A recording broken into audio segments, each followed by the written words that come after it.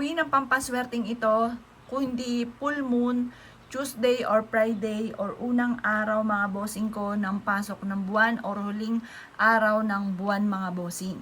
Pero kung ito ay kailangan nyo na ng pera, kailangan nyo na ng solusyon, gawin nyo po ito kahit anong araw, basta umaga ng alas 7 ng umaga. Gagamit tayo ng 7 kalamansi kagaya nitong aking hawak mga bossing.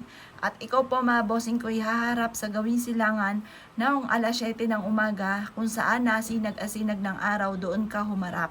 Ibulong nyo po dito ang lahat ng inyo pong mga ninanais. Sabihin nyo po ay siksik-liglig at umaapaw at maraming pera ang darating sa inyo. Makakamit nyo lahat ang inyong mga pinapangarap. Kailanman na hindi na kayo mamumblema tungkol sa usapin ng pera. Mawawala na lahat ang kamalasan ninyo at imbis na kamalasan ay puro swerte ang darating. Ganon mga bossing. Ang pag-wish na hawak po itong ating kalamansi ay parang ikaw ay nakaganyan mga bossing. Parang meron kang sinasalo mga bossing. Sabihin nyo po dito mga bossing ko ay sinasalo ko na lahat ang yaman, sinasalo ko na lahat ang swerte. Ngayong araw na ito ay siksik-liglig at umaapaw at maraming blessing ang darating sa akin. Makakamit ko lahat ng aking mga ninanais at kailanman na hindi na ako mamumblema tungkol sa usapin ng pera. Ganon ang pag-wish na walang gamit na sana, direct to the point mga bossing. Kung kayo po tapos na mag-wish mga bossing ko, ang gagawin nyo lamang, ibilad nyo ito sa sinag ng araw hanggang alas 8. At pagkatapos mga bossing ko ay pagulungin nyo po ito mga bossing ko mula sa inyo po main door papasok ng inyong tahanan. Sabihin nyo po, pasok ang swerte, lumabas ang malas. Kailanman na hindi na ako mamumblema sa pera at lahat ng aking mga pinapangarap ay kagad kong makakamtan. Ganon ang pag-wish, huwag kang gagamit na sana, direct to the point mga bossing.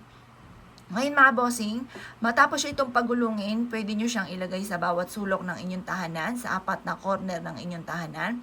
Hayaan nyo po siya doon mga bossing ko hanggang good for 1 week mga bossing, 7 days. Manunungwit tayo mga bossing ko ng swerte.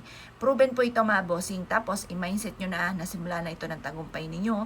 Kailanman hindi ka na mamumblema sa pera. I-mindset nyo na nahiyaman kayo at maging matagumpay. I-mindset nyo na lahat ng mga pangarap po ninyo ay matutupad. Simula na ito ng makakamit nyo ang inyo po mga pinapangarap at kailanman na hindi ka na mamumblema tungkol sa usapin ng pera. Kailanman na hindi ka na mamalasin pa at siksik-liglig at umapaw. Lagi ang na blessing ang darating sa inyo.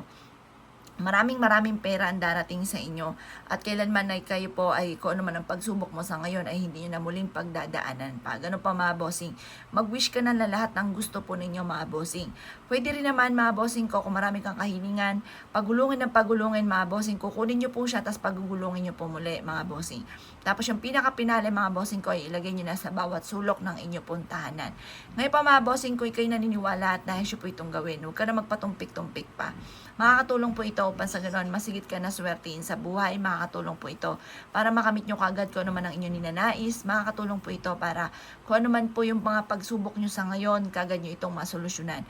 Kasi napakahirap mga bossing ko kung may mga pagsubok ka tapos hindi mo alam kung paano nyo susolusyonan ang mga problema.